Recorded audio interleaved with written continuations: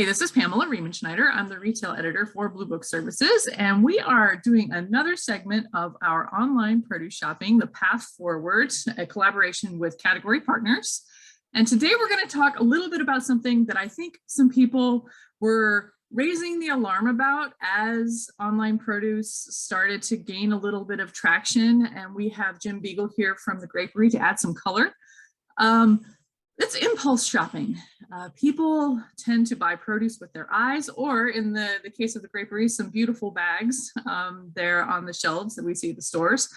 But online, does that always translate as well? So I'm going to throw some questions here at the panel. First of all, how important is impulse purchase for fresh produce, and how does online shopping affect that? Hey, Pamela, this is Tom. I'll kick it off here and answer that question. But first, I just want to thank Jim for jumping on with us. It's been, we've had a little bit of a hiatus from our series here, trying to get schedules all worked out. And so we're excited to have him and to hear from him today. But impulse purchases and produce, we talk about online and the list. And that's what they use when they purchase. They are literally creating a list that someone is going out and fulfilling. And we know that in produce, there are quite a few categories, especially in fruit, that has over 60% of all purchases are impulse. It is a big deal that us as grower shippers are able to get our items in front of the consumer online, along with in store. Jim, what do you think about grapes and that? Grapes have always been an important part of impulse purchases when grocery shopping. There's such a diversity of varieties and options out there for consumers to choose from grapes. There's different seasons that things are in and out of the grocery stores, and it's such a dynamic commodity in the produce department, yet also an incredibly important one. It ranks up with berries and cherries and some of the other things in the produce department that really get consumers excited and passionate about having some choices that change throughout the season and with different varieties or from different shippers that specialize in certain things. And a lot of times that's not the kind of thing that ends up on a list beyond just grapes or fruit, but it's something when historically somebody walks into a physical grocery store, they're able to evaluate the options they've got and be inspired by the displays that are in front of them and the packaging and the merchandising that the retailer has chosen to do to help connect with them on what might be an exciting or unique or different kind of a purchase for them than maybe they expected if they were going in to just buy fruit in general, which is one of the most common things on people's lists. So grapes are really an important part of that impulse purchase. Well, Cara, what does the research tell us about who's buying impulse online more often, and how can we use this information maybe to nudge consumers into more impulse purchases online? So that's a good question. So like Tom said, we found that 66% of people buy produce on impulse when they're in the store, but online that number drops to 48%. However, there are some different demographic groups that are more likely to buy on impulse. So one of those groups I found this one interesting, men. Men by about 20 points are more likely to buy on impulse than women. So very interesting. And then another group is younger consumers. So people under 44, for example, there's about a 30-point difference between the likelihood to buy on impulse for those people versus the 55 and over crowd. So, again, and we didn't ask that question about, so why are you buying on impulse? Because we didn't realize that would be such an interesting finding. And so I think that is something that we should look into in the future. But, I think it makes sense, right? Younger people are, they're online more, they're early adopters. So they are, just more comfortable with buying on impulse. But that does kind of present an issue for the industry. So how do we get them to buy? So for those younger people who are buying on impulse, they can, online ads and, you purchased this before, so, you may want to buy this type of thing. That can help. And then for the people who are not buying an impulse, that's, it's very important to make the list. So, anything you can do to get on the list, ads, flyers, things like that. Yeah, that list and that suggestive selling is something that I'm also seeing a lot of development in as far as online produce platforms. As we're becoming more astute with shopping online and more experienced with shopping online, the platforms are getting better too. So hopefully we'll see some more opportunities for suggestive selling coming through those. But it is, like, as I said, the platforms are different with every retailer. Every retailer is different. Every market is different. It's not one size fits all. How do we approach maybe a less mature online market versus a more mature online market? Tom and Jim, do you have any suggestions? Yeah, no, it's a really interesting thought to think that the online is not actually the same everywhere. That you have more mature markets and less mature markets. And really the dividing line there is urban versus rural.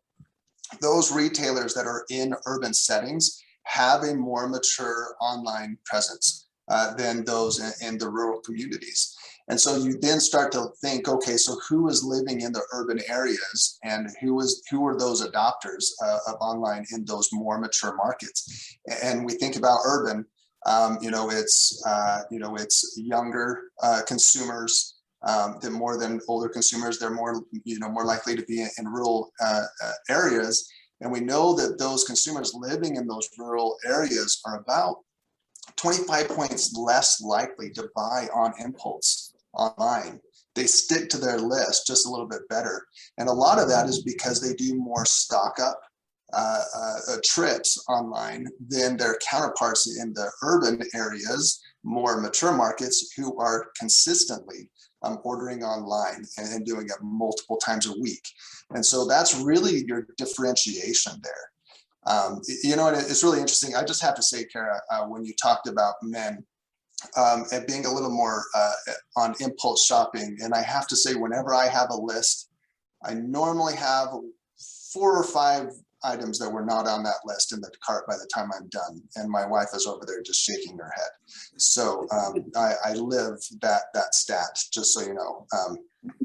Anyway, so with all of this, knowing that there are different markets, even online, there actually exists different markets, and who we're trying to get on that impulse. Jim, what is Grapery doing to kind of help with that and to build your online sales?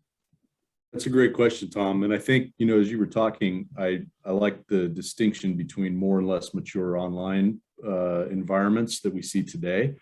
But we like to think actually about the distinction between in-store, in a physical store, and online, and the difference in maturity between the two. And we see a much bigger gap between how mature an in-store environment is versus online. And in an in-store environment, retailers have been doing this for years, and they're incredibly innovative and smart around how to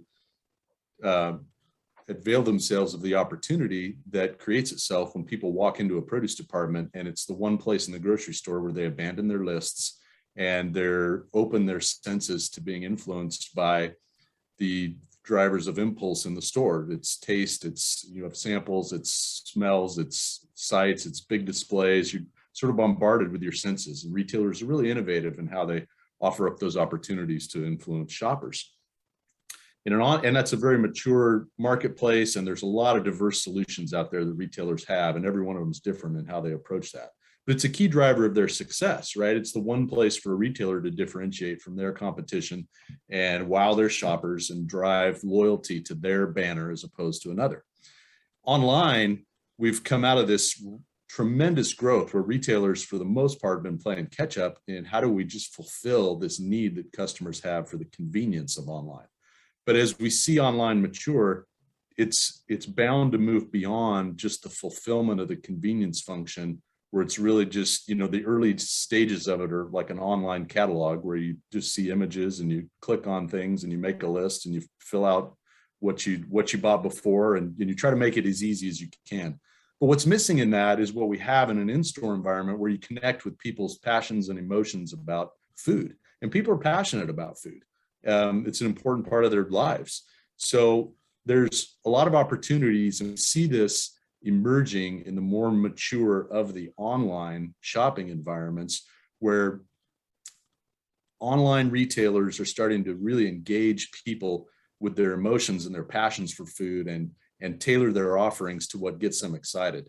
And it's different than, because you're limited in how you can influence people in terms of the senses, that the sensory experience compared to in-store. But it also creates new opportunities to maybe tailor things to individual customers using technology, whether that's people identifying shoppers as foodies, or as people who are interested in local food or in organic food or peak of season, or people that are meal planners and want recipe suggestions. There's so many more ways that a retailer can influence a consumer online that they can't do in a store, right? So we're starting to see that evolution. And the things that you miss, that don't necessarily happen in a store, because we count on shoppers to do this for themselves, are to evaluate whether or not they think something's going to taste good. Online, there's new tools retailers can develop, like ripeness guides maybe, or different ways to allow consumers to have more say in the ripeness of the produce that the shopper is picking for them online. So there's a lot of opportunities there, and we see some really innovative retailers coming up with a lot of these kinds of strategies, highlighting things that are peak of season, creating virtual displays. You look at some of the new technologies coming out with virtual reality, and what retailers are going to be able to offer shoppers in terms of a sensory experience in an online environment for shopping. And it's really reconnecting with those passions and that excitement that people have about food, that are a big part of those impulse purchases, which are honestly what make it a constructive, winning industry for everybody. Is when we wow consumers, retailers have success, growers and shippers have success, and everybody wins. That's why these impulse purchases are such an important part of the evolution. So we all have a responsibility, and that's part of what we do as Grapery, is partner with our retailers to develop some of these virtual offerings, and with attention-grabbing graphics and promotions online to engage shoppers, and really move along that curve and mature that online marketplace to where people can have as fulfilling and rewarding of an experience as they have historically had in stores, but add that convenience. So it's an exciting opportunity, and still some challenges to face, but it's a great path we're on. That's a great point, Jim. And I really think that also points to just the widgets and gizmos development of making a more built out online presence for a lot of retailers. And it's an exciting time because all of that technology is coming together. All right, do we have anything else to say before I let you go? Hey, Jim, you talked a lot about the retailer and what the retailer can do. And I know in store, we always kind of let the retailer make their shelf decisions, and we try and vie for, promotional space and whatnot. But do you feel like growers, shipper, marketers need to be more hands-on and kind of take the matter into their own hands with retailers now that we're more into this online world? It's a partnership, right? So we have to dive in and understand each other's business models and how to create successes for each other. It's not a transactional, FOB sale for what I can get today for my grapes, right? It's about positioning the product with the right graphics, the right imagery, the right price points, the right approach to how you connect with that shopper online. It's a lot of the discussions that we've been having as Grapery with retailers in store are shifting into that online environment, but it's much more of an integrated partnership with retailers. And we both have a lot of responsibility to make sure that we collectively stay focused on the shopper, right? Rather than staying focused on how do I sell a box of grapes today, right? It's how do I please that shopper so they come back to the retailers that I'm partnering with and buy grapes on a regular basis. That's the win for everybody. And so there's a lot of back end work, but we talk to retailers a lot about they're great ambassadors of our product, and they give our product the stage that it deserves after the care that we put into putting something great in front of consumers, right? So you start with that premise, and that applies whether it's in store or online. And we just see a lot more rapid evolution of how that offering looks online. So we have to stay engaged and supply them with the content to fill that stage for those shoppers to engage with. Tim, I'm really glad you brought that up because that is one thing that has come up a lot over the last couple of months of branding in the produce department and discussions of how produce looks online. And I always stress the importance of brands, and for even commodity based, to store check every retailer you work with, and not just in store and see what they look like in store. You have to see what they look like online as well.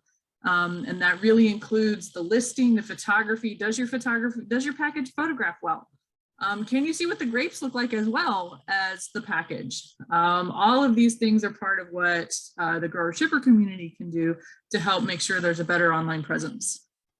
I think it brings more discipline to us as grower shippers too, to really focus more in a more concentrated way on what it really is that consumers want from us, right? In an in-store environment on a package, a lot of times we have more ability to send a lot of messages. And as growers, we have a tendency to want to tell our entire story on a package. But in an online environment, it's tough to get a consumer to take the time and to dig in and to make it easy for them to absorb that whole story, right? So we have to be very disciplined in understanding really why is that consumer deciding that my grapes are something interesting to buy, and how do I lead with that message and distill it down into its as simple an essence as possible, so that it fits in with the nature of a consumer who's busy and doesn't have the time to dig into all of that and doesn't have the exposure that they do in store. So I think it makes us all better if we pursue that discipline and stay focused on that consumer. All right, well, thanks so much. We're going to look forward to the next segment for our series, Online Produce, the Path Forward. Thanks, everyone. I really appreciate your commentary. I'll let you go then. Thanks, Pamela. Thanks, Jim. Thank you. Cara. Thanks, everybody. Bye. Here.